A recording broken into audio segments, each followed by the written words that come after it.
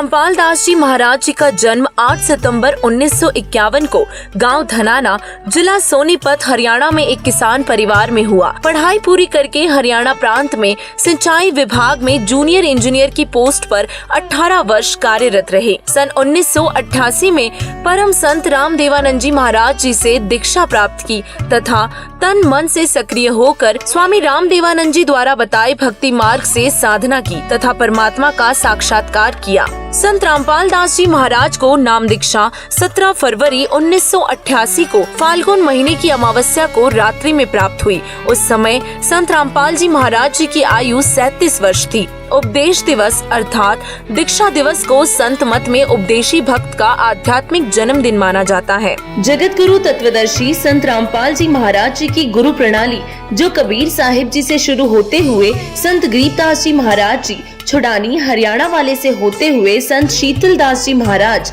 गांव बरहाना, जिला झज्जर, हरियाणा, संत ध्यान दास जी महाराज, संत रामदास जी महाराज, संत ब्रह्मानंद जी महाराज गांव करौथा, जिला रोहतक, हरियाणा, संत जुगदानंद जी महाराज, संत गंगेश्वर नंद जी महाराज गांव वाजीदपुर, दिल्ली, संत चिदानंद जी महाराज जी गांव गोपालपुर, सोनीपत, हरियाणा, स्वामी रामदेवानंद जी महाराज तलवंडी भाई, फिरोजपुर, पंजाब तक एक ऐसी महान गुरु प्रणाली में दीक्षित संत है जगत गुरु तत्वदर्शी संत रामपाल जी महाराज जी, जो आज पूरे भक्त समाज को शास्त्र अनुकूल ज्ञान देकर मोक्ष प्रदान कर रहे हैं। उपरोक्त विवरण श्री नॉस्ट्राडामस जी की उस भविष्यवाणी से पूर्ण मेल खाता है जो पृष्ठ संख्या 44 और 45 पर लिखी है। जिस समय उस तत्वदृष्टा सायरन का आध्यात्मिक जन्म होगा, उस दिन अंधेरी अमावस्या होगी। उस समय उस विश्व नेता की आयु 16, 20, 25 वर्ष नहीं होगी। वह तरुण नहीं होगा बल्कि वह प्रौढ़ होगा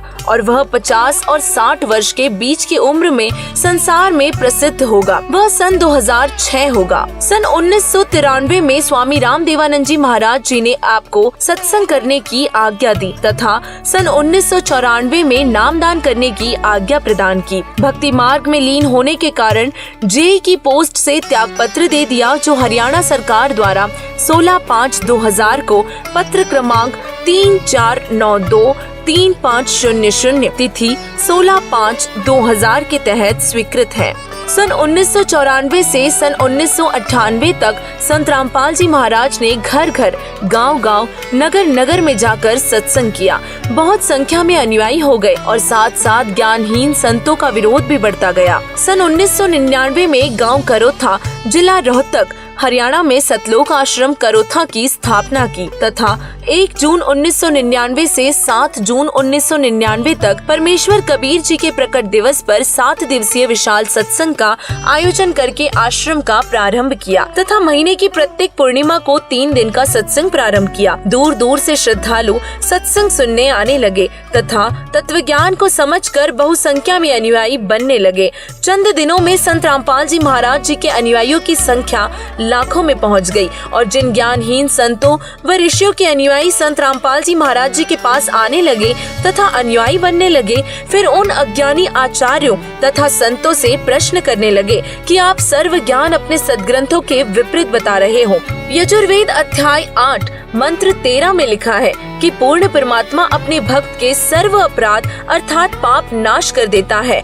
आपकी पुस्तक जो हमने खरीदी है उसमें लिखा है कि परमात्मा अपने भक्त के पाप क्षमा अर्थात नाश नहीं करता। आपकी पुस्तक सत्यार्थ प्रकाश समोल्लास 7 में लिखा है कि सूर्य पर पृथ्वी की तरह मनुष्य तथा अन्य प्राणी वास करते हैं और इसी प्रकार पृथ्वी की तरह सर्व पदार्थ है, बाग बगीचे, नदी, झरने आदि।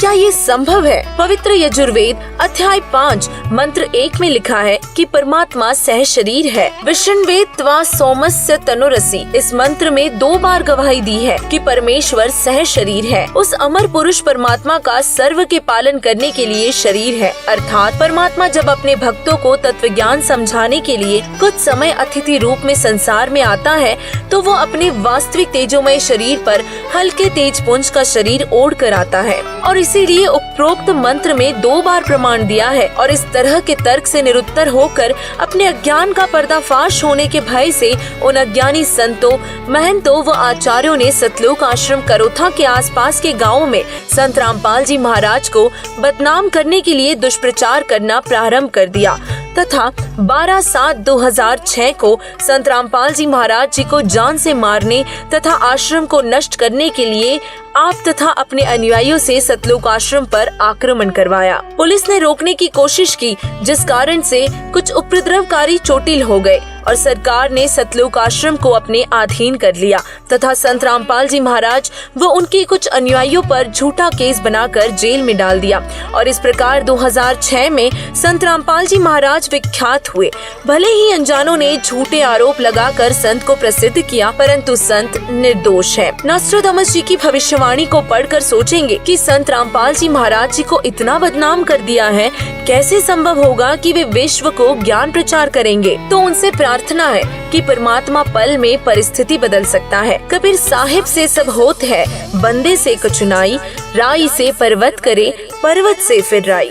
परमेश्वर कबीर जी ने अपने बच्चों के उद्धार के लिए शीघ्र ही समाज को तत्वज्ञान द्वारा वास्तविकता से परिचित करवाएंगे। फिर पूरा विश्व संत रामपाल जी महाराज जी के ज्ञान का लोहा मानेगा। संत रामपाल जी महाराज जी ने सन 2003 से अखबारों व टीवी चैनलों के माध्यम से सद्ज्ञान का प्रचार कर अन्य धर्म गुरुओं से कह रहे हैं कि आपका ज्ञान शास्त्र विरुद्ध, अर्थात आप भक्त समाज को शास्त्र रहित पूजा करवा रहे हैं और दोषी बन रहे हैं। यदि मैं गलत कह रहा हूँ तो इसका जवाब दो। आज तक किसी भी संत ने जवाब देने की हिम्मत नहीं की। संत रामपाल जी महाराज जी को ईसवी संवत सन 2001 में अक्टूबर महीने में प्रथम बृहस्पतिवार को अचानक प्रेरणा हुई कि सर्व धर्म के सदग्रंथों को गहराई से अध्ययन कर और इस आधार पर सर्वप्रथम श्रीमद् भगवत गीता जी का अध्ययन किया तथा पुस्तक गहरी नजर गीता में की रचना की और उसी आधार पर सर्वप्रथम राजस्थान प्रांत के जोधपुर शहर में मार्च 2002 में सत्संग प्रारंभ किया और इसीलिए नॉस्ट्राडामस जी ने कहा है कि विश्व धार्मिक हिंदू संत अर्थात साइरन 50 वर्ष की आयु में अर्थात 2001 में ज्ञेय ज्ञाता होकर प्रचार करेगा। संत रामपाल जी महाराज जी का जन्म पवित्र हिंदू धर्म में सन 1951 में 8 सितंबर को गांव धनाना, जिला सोनीपत, प्रांत हरियाणा, भारत में एक किसान परिवार में हुआ। इस प्रकार सन 2001 में संत रामपाल जी महाराज जी की आयु 50 वर्ष बनती है, जो नॉस्ट्राडामस के अनुसार खरी है और इसीलिए वह विश्व धार्मिक नेता संत रामपाल जी महाराज जी ही है जिनकी अध्यक्षता में भारतवर्ष पूरे विश्व पर राज करेगा। पूरे विश्व में एक ही ज्ञान अर्थात भक्ति मार्ग चलेगा, एक ही कानून होगा, कोई दुखी नहीं रहेगा, विश्व में पूर्ण शांति होगी।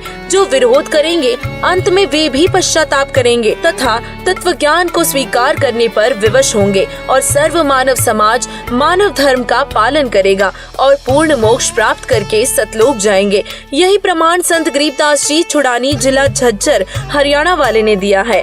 गरीब सदगुरु दिल्ली मंडल आईसी, सूती धरणी सूम जगाईसी। परमात्मा की भक्ति बिना कंजूस हो गए व्यक्तियों को जगाएगा। गांव धनाना, जिला सोनीपत, पहले दिल्ली शासित क्षेत्र में पड़ता था और इसीलिए संत गरीबदास जी महाराज जी ने कहा है कि सदगुरु अर्थात वास्तविक ज्ञान जानने वाला संत अर्थात तत्वदृष्टा संत दिल्ली मंडल में आएगा। फिर कहा है कि साहिब कबीर तख्त खवासा, दिल्ली मंडल लीजे वासा।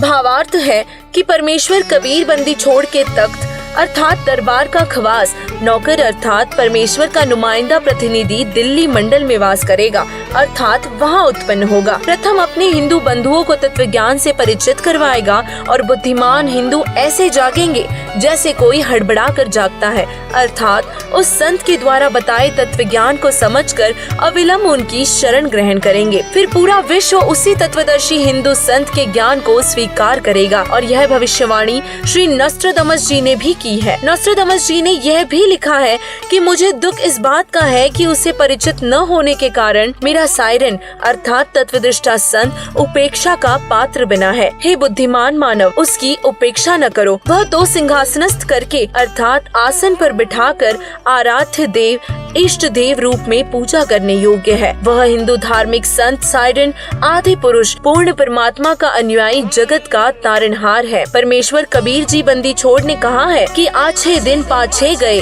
सदगुरु से किया न हेत, अब पछतावा क्या करे जब चिड़िया चुग गई खेत। सर्व मानव समाज से प्रार्थना करते हैं कि पूर्ण संत रामपाल जी महाराज जी को पहचानो तथा अपने व अपने परिवार का कल्याण करवाओ, अपने रिश्तेदारों तथा दोस्तों को भी बताओ तथा पूर्ण मोक्ष पाओ। स्वर्ण युग प्रारंभ हो चुका है और लाखों पुण्य आत्माएं संत रामपाल जी महाराज जी तत्वदर्शी संत को पहचान कर सत भक्ति कर रहे हैं। वे अति सुखी हो गए हैं, सर्व विकार छोड़कर निर्मल जीवन जी रहे हैं।